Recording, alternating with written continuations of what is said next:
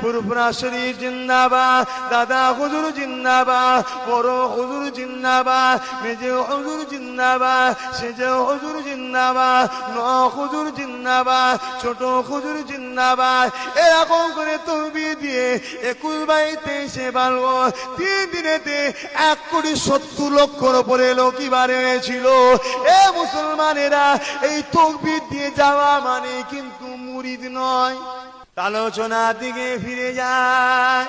হযরত আব্দুল মাহবুদ বলতে লাগলেন, আমি আব্দুল মাহবুদ দেখতে লাগলাম যেই নবী আমার বলে দিলেন, বাবা তোকে আল্লাহ বাউলিল আমল হাদিয়ে জামান করেছে, মুজাদ্দিদ করে পাঠিয়েছে।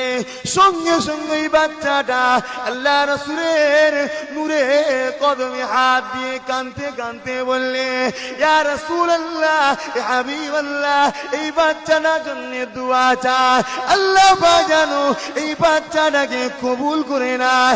আল্লাহ নবী প্রতি উত্তরে বলেছিলেন, এ বাবা ছেলে শুনে রেখে দে, যাকে আমি রাসূলুল্লাহ কবুল করে নেব, আমার আল্লাহ পাক তাকে কবুল করে নেবে।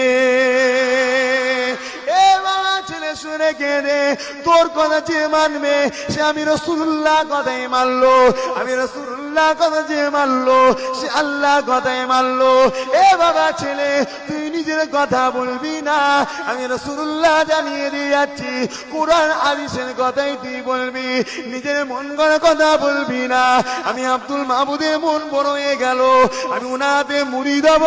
আমি আব্দুল মাহবুদ দেখতে লাগলাম, উনি কেউ নয়, আমার পীর আব্বার পীর জিনা কথা বলেছিলেন।